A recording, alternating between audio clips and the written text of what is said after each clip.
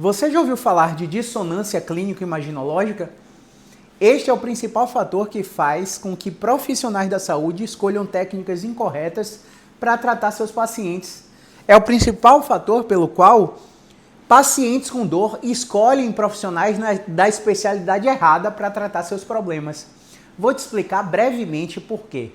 Imagina um paciente que chega com a dor de cabeça do tipo cervicogênica. O que eu quero dizer com isso? A dor de cabeça é gerada por disfunções de movimento, de tensão muscular no pescoço. Aí ele faz o exame de imagem no neurologista e o neurologista não encontra nada. Por não encontrar nada no exame de imagem, o neurologista taxa aquele paciente, você tem enxaqueca. Vamos aplicar um botox? Vamos aplicar uma medicação específica inibidora da CGRP para ver se você melhora.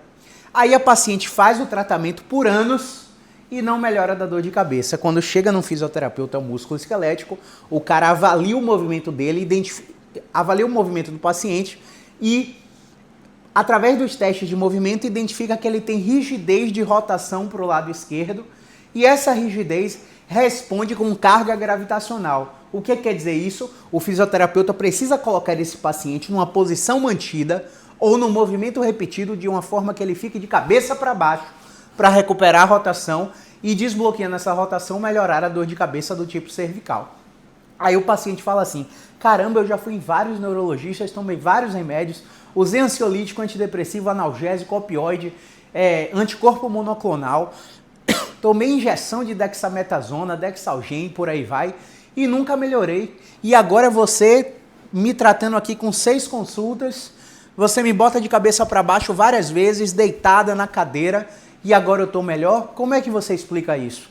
Eu explico através da dissonância clínico-imaginológica. A imagem não tem nada, não quer dizer que você tem enxaqueca, até porque existem 300 tipos de dor de cabeça. Eu já atendi pacientes com dores de cabeça que tinham síndrome de rabo de cavalo, que chama-se polytail headache, um tipo muito específico de dor de cabeça, extremamente raro e pouco documentado na literatura, onde, por exemplo, o homem de cabelo longo ou a mulher de cabelo longo prende o cabelo com tal voracidade para manter penteados que o couro cabeludo é tensionado pela raiz do cabelo, excitando e despolarizando o nosso receptor do nervo acessório que vem aqui para o pescoço, que vem do pescoço inervar o couro cabeludo. E simplesmente intervenções musculares, articulares, crânios cervicais, mais mudanças de comportamento, de não usar o cabelo preso, aboliram completamente a dor do paciente. Agora eu vou falar sobre um dos casos de dissonância clínico-imaginológica mais rotineiros aqui no consultório. Inclusive hoje tivemos um. O paciente chega aqui com claudicação neurogênica, mancando, disfunção de descarga, não consegue jogar o peso na perna, não tolera ficar de pé, não aguenta andar 50 metros, não aguenta sair de casa e andar até o carro, dificuldade para andar no carro. A dor vai numa perna, no outro dia vai na outra perna. 15 anos atrás teve o primeiro episódio, há 3 meses atrás teve o segundo episódio, 6 meses atrás, como exemplo, né? Teve um terceiro episódio e por aí vai. E um dos episódios a dor irradiou para o ciático na perna esquerda, o outro irradiou para o ciático na perna direita. Caramba, tá muito esquisito isso, né? Paciente com dormência, só que aí ele fala assim, ó, toda vez que eu sento, relaxa. Aqui minha ressonância, eu tenho hérnia de disco extruso, o ortopedista disse que era cirúrgico. O neurocirurgião falou que só uma cirurgia, que não adianta fazer fisioterapia não. Olha só, imagina a audácia de um profissional que não é da área da fisioterapia falar não adianta fazer fisioterapia não.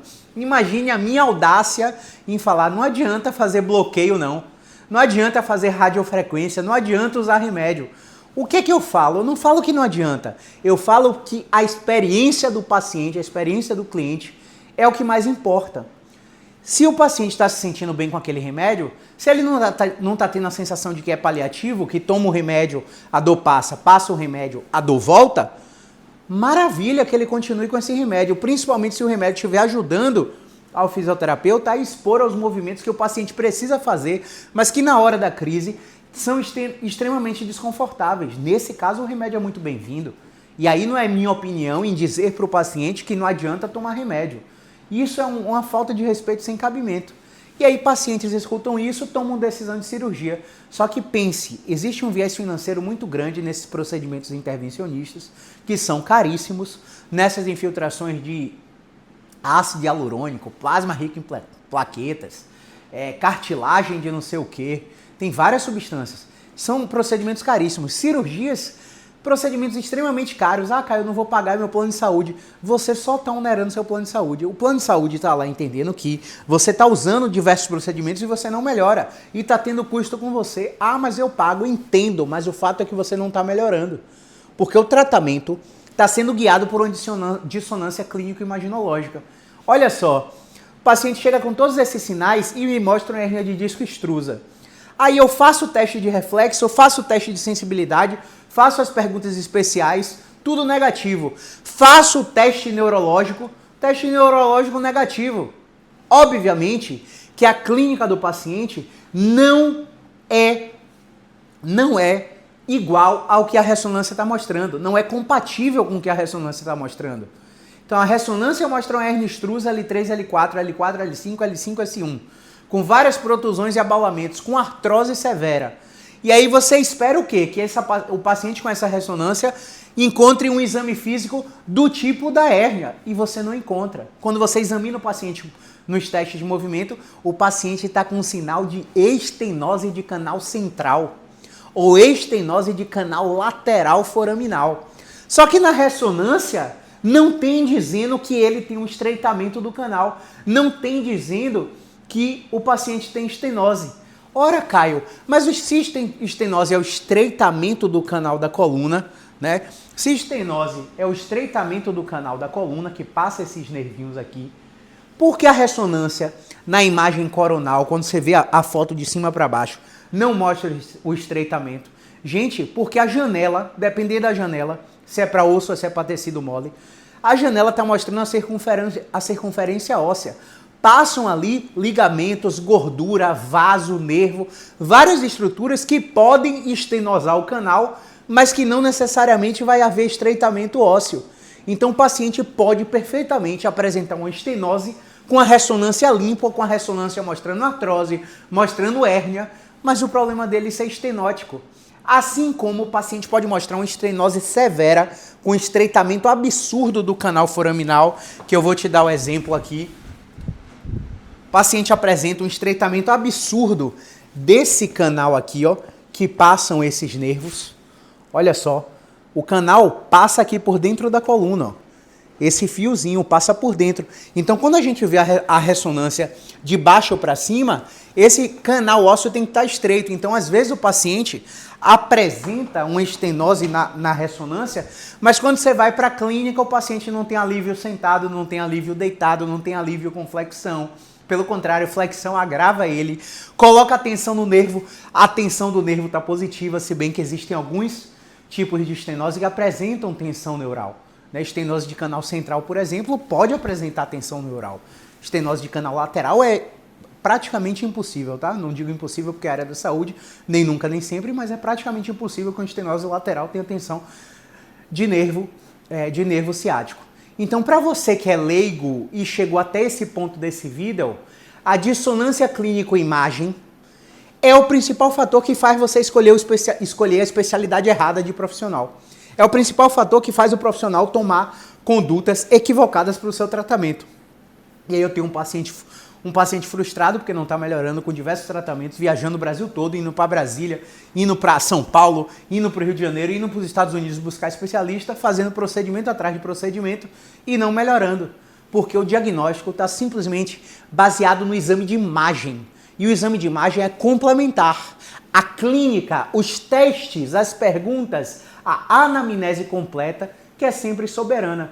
É bem verdade que o paciente pode vir com a estenose, com a hérnia, com a artrose na ressonância e realmente apresentar os sintomas disso. Mas na maioria esmagadora das vezes, 95% dos casos, o que vem na ressonância é só atrelado à idade do paciente, ao gesto de trabalho repetido, à prática esportiva ou de atividade física recreacional dele. Né? Por exemplo, a ressonância da minha coluna tem uma hérnia L4, L5. tem abaulamento L5, tem abaulamento L4, L5 e hérnia L5, S1. Eu nunca tive dor radicular compatível com a hérnia. Eu já tive dor lombar, já tive.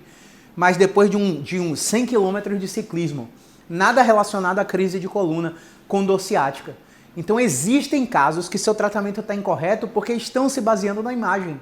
E se você não se atentar para ter algum grau de ceticismo inteligente e desconfiar, inclusive de mim, e desconfiar do que o profissional te fala, e ir pesquisar, mas não é no Dr. Google não, joga na PubMed, joga no Lilacs, joga no Sinail, joga na Cochrane, tem sites de pesquisa para leigos, para ver se o que o profissional está te falando é verdade. Por exemplo, eu já atendi um paciente com uma dor sacrococcígea depois de um trauma com fratura do sacro de anos atrás, que foi dito para ele por um nutrólogo que a dor no sacro dele, que ele não conseguia sentar, ele tinha que sentar com almofada, aquelas almofadas que parecem de vaso sanitário de pinico de criança, que não coloca pressão óssea no sacro, só sentava com essas almofadas, se sentia extremamente limitado e disseram para ele, sabe o quê? Que a dor dele vinha de uma hiperplasia prostática benigna e que ele teria que fazer aplicação de ozônio retal. Fez 20 sessões de ozônio retal, gastou 12 mil reais com ozônio retal para melhorar uma dor no cóccix.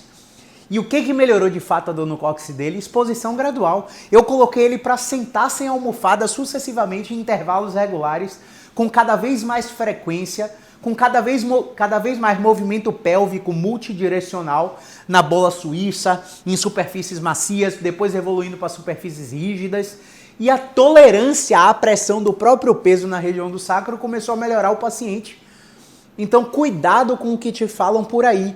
Porque se a pessoa não olha para você, para a sua vida, para o seu contexto, e olha simplesmente para o seu exame de imagem, a chance de você estar fazendo um tratamento errado é muito grande, beleza? Conhece alguém que sofre com hérnia, artrose, estenose de canal, tá com crise de dor ciática? Então eu te peço, curte esse vídeo, comenta, compartilha, porque o YouTube entende que esse vídeo é relevante e encaminha para mais pessoas que sofrem com esse problema.